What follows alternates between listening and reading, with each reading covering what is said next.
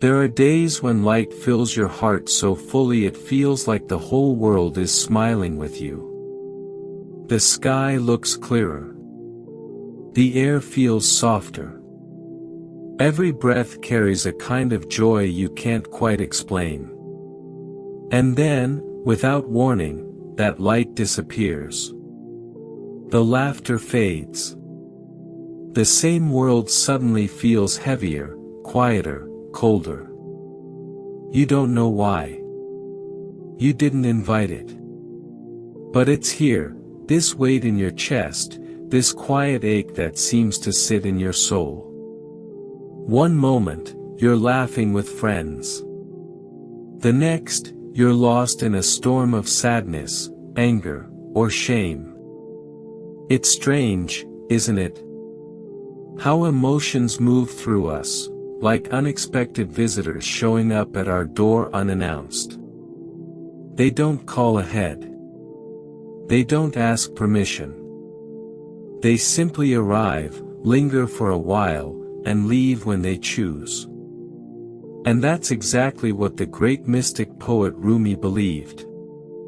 In one of his most timeless and soul-stirring poems, The Guest House, he shares a message that can completely transform how you see yourself, and how you walk through life's ups and downs. He tells us something beautiful, something strange, and something deeply healing. That our emotions, every single one of them, are not enemies to be defeated, nor problems to be fixed. They are guests to be welcomed. Rumi opens his poem with an image so simple, yet so profound. This being human is a guest house. Every morning, a new arrival. In that single line, he changes everything. He's saying that being human means being a space, an open, sacred house, where emotions, thoughts, and experiences come and go like visitors. And just like real guests, they often show up without warning. You don't schedule a heartbreak. You don't plan a burst of joy. You don't pencil in a moment of grief or an existential crisis on your calendar. They just arrive, suddenly, sometimes violently, and you're left standing there, unsure what to do with them.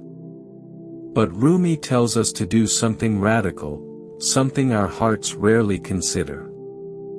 He says, welcome them. A joy, a depression, a meanness. Some momentary awareness comes. As an unexpected visitor. He's reminding us, it's not just the pleasant emotions that deserve our attention. Not just happiness or peace.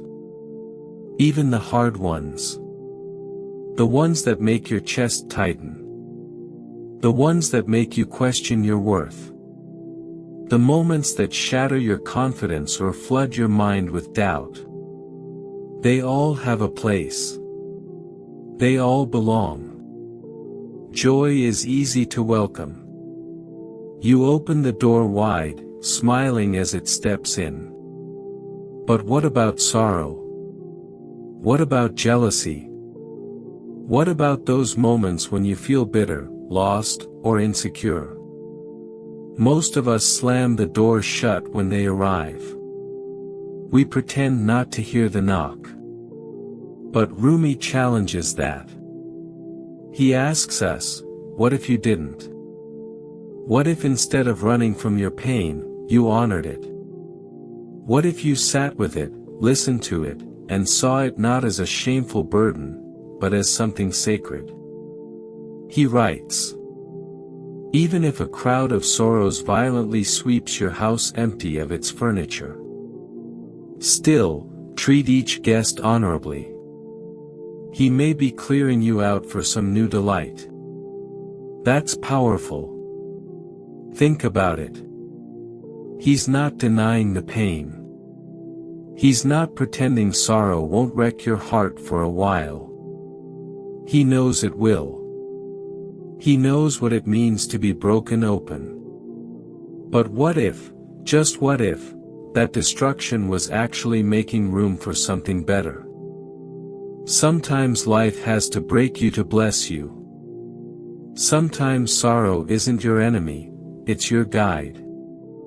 That heartbreak, that loss, that dark night of the soul, maybe it's emptying out what no longer serves you so that something deeper, something stronger, something more real can move in. Rumi sees pain not as punishment, but as preparation. A sacred cleansing.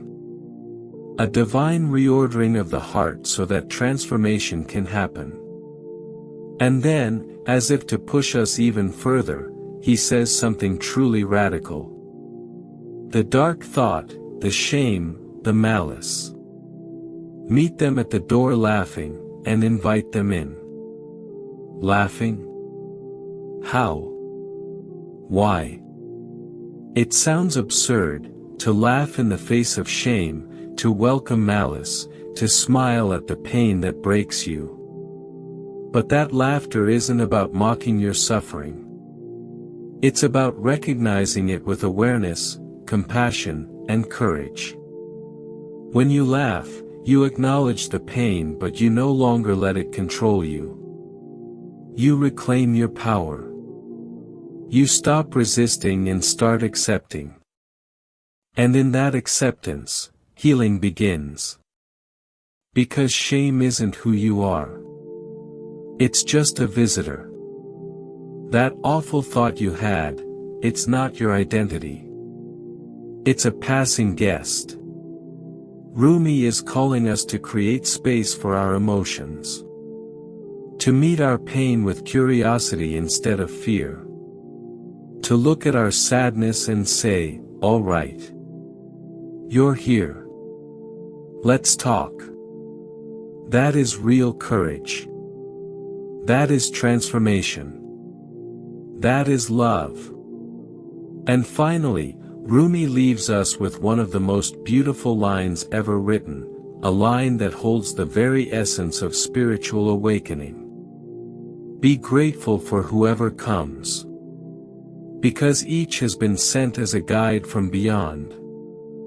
Gratitude, not just for joy, but for everything. For heartbreak. For rage. For loneliness. Because Rumi believed that every feeling, every visitor, carries a message. Nothing is random. Nothing is wasted. Every emotion, no matter how painful, is a messenger from the divine, guiding you, teaching you, shaping you. So imagine living like that.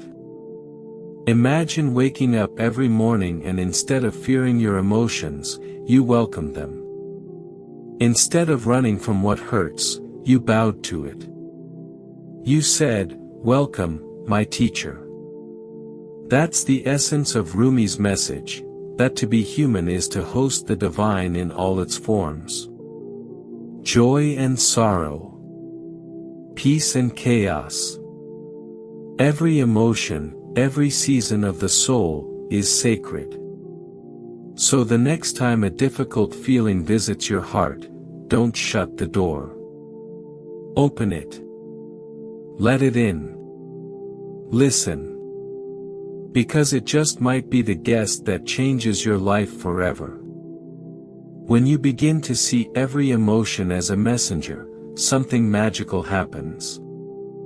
You stop treating your feelings as flaws that need fixing and start seeing them as invitations, gentle calls from within, urging you to go deeper, to listen more closely, to understand yourself more fully.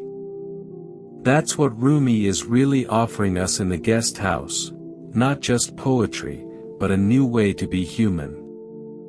A way that is softer, wiser, more compassionate, and far more courageous. So the next time sorrow knocks on your door, uninvited, overwhelming, heavy, remember this truth. You are not broken. You are hosting. And the guest that arrived, no matter how painful, might just be the one carrying the light that will guide you forward. Stay with me, because now, we'll dive even deeper. We'll explore how Rumi's ancient wisdom connects with modern psychology, and how this 700-year-old poem can transform not only your spiritual life but your mental health in today's chaotic world. Think about it. We live in an age of deadlines, disappointments, and digital noise. Notifications, expectations, and endless comparisons. It's easy to feel overwhelmed, disconnected, and emotionally exhausted. And yet, Rumi's words, written centuries ago, feel as if they were meant for us right now. In fact, modern psychology has been slowly catching up to what Rumi already knew. There's an entire field of therapy today called acceptance and commitment therapy, ACT, and its foundation is almost identical to Rumi's message. ACT teaches that we don't suffer because of our emotions, we suffer because of the way we try to control, suppress, or avoid them. We run from sadness. We bury our anger. We drown our anxiety in distractions, scrolling endlessly, working constantly, or pretending everything's fine. But the truth? The more we resist these feelings, the louder they become. The emotions we lock away don't disappear, they just wait behind the closed door, growing heavier, louder, and more desperate to be seen. Rumi offers a different path, an older, wiser, and more human one. He says, open the door. Let yourself feel, not to drown in the emotion, not to be consumed by it, but to feel it fully. Because emotions are energy. They are meant to move. That's literally their nature. The word emotion comes from the Latin emovere, meaning to move out. When you let emotions move through you, like guests passing through a house, they don't take over. They come, they teach, and then they leave. It's only when you try to hold on to joy or push away pain that suffering begins. But Rumi reminds us, both joy and sorrow are guests. Both are part of the sacred rhythm of being alive. And beneath all this, there's something even deeper, something profoundly spiritual. Rumi believed that every emotion that visits you, every wave of joy, every storm of grief, every flicker of anger or love, comes from beyond. What does that mean? You can call it the divine. You can call it God. You can call it the universe or simply the wisdom of your soul. Whatever name you choose, the message is the same. Your emotions aren't accidents. They're not random moods or meaningless reactions. They're messengers, each one carrying a lesson meant for you. Even the emotions that break you, especially those. Think back to a time you were in deep pain. Maybe you lost someone you loved. Maybe you felt betrayed, abandoned, or empty. At that moment, you thought it would destroy you. But now, years later, you see it differently. That pain changed you. It woke something up inside you that comfort never could. That's what Rumi means by clearing you out for some new delight. Sorrow strips away what is false so that truth can enter. Pain, when honored, becomes purification. But you might ask, how do we live this truth? It's one thing to hear it in a poem or a video, but what about in real life, when anxiety grips your chest at 2 a.m.? When shame whispers, you're not enough. When anger burns and you don't know why. Here's a simple, powerful practice. When a strong emotion arises, don't react immediately. Pause. Breathe.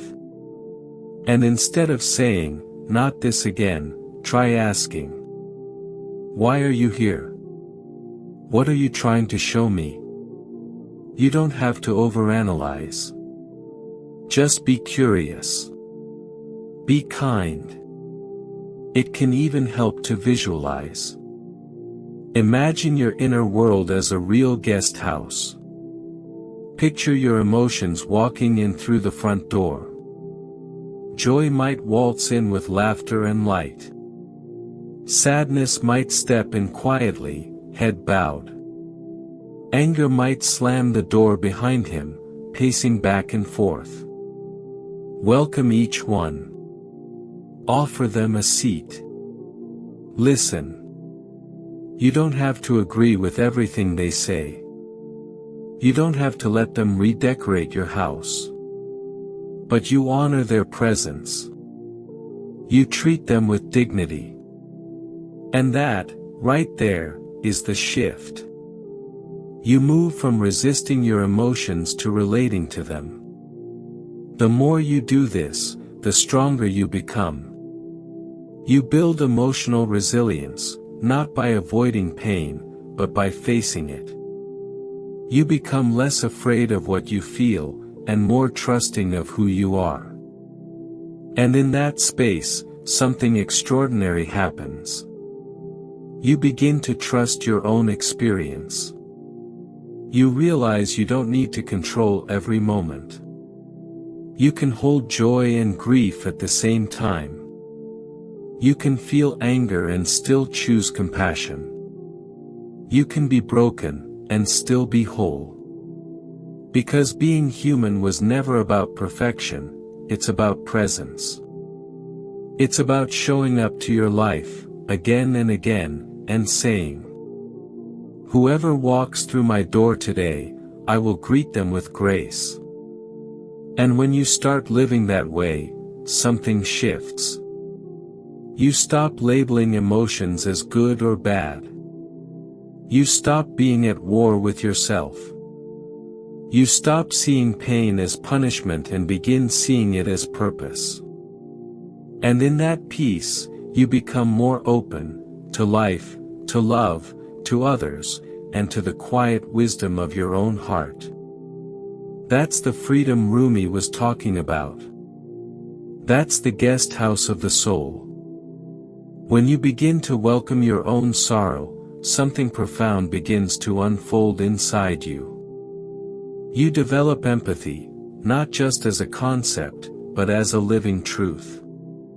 Because once you've opened the doors of your own heart to pain, once you've given sorrow a place to rest within your own walls, you recognize that same ache in others. You begin to understand when someone else is housing it too. You feel their silence differently. You hear their unspoken battles in their voice. You sense their heartbreak in their quiet smiles. And that's when compassion blooms. You become a safe place, not only for your own soul, but for the souls around you. And that, my friends, is the kind of human this world desperately needs. This is why Rumi's The Guest House still endures across centuries and cultures. Because it doesn't promise us a life without pain, it offers something far more honest, and infinitely more powerful. It teaches us how to meet life exactly as it is, with presence, with courage, and with an open heart.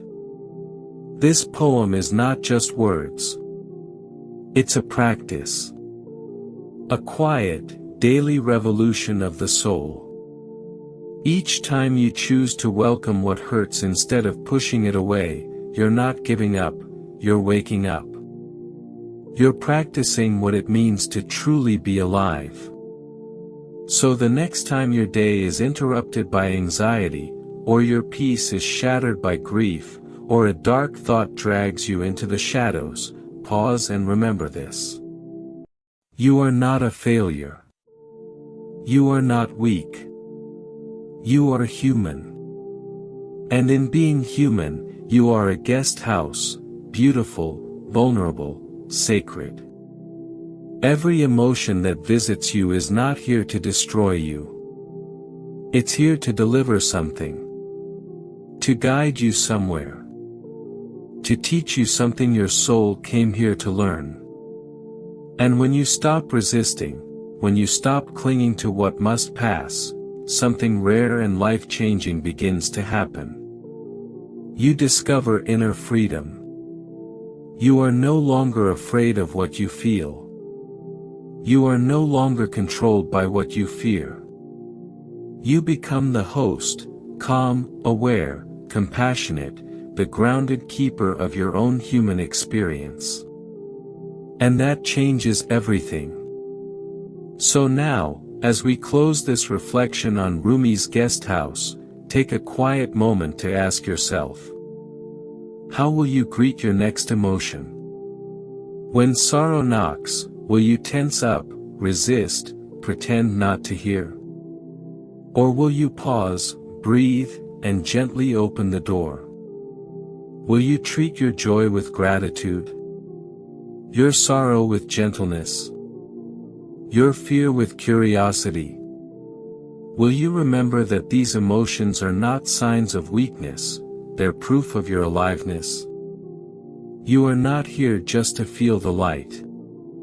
You are here to feel it all. And that, Rumi reminds us, is not a flaw, it is a divine design. Because every experience, every emotion, every flicker of pain or beauty or confusion is shaping you, guiding you, preparing you. Nothing is wasted. Nothing is random. If you're brave enough to welcome it all, to sit with it, to let it speak, you may one day realize that every guest who ever walked through your heart's door was carrying a piece of the truth you've been searching for. And perhaps that is the secret Rumi was whispering to us all along. That this life, with all its mess and mystery, is not happening to you. It's happening for you. Every feeling is a footprint. Every moment a message. Every day another opportunity to host life with an open heart.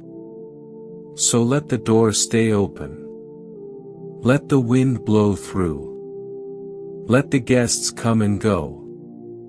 Let them dance. Let them break you open. Let them show you where your healing lives. Because this being human, is a guest house. And it is more sacred, more spacious, and more extraordinary than you ever imagined.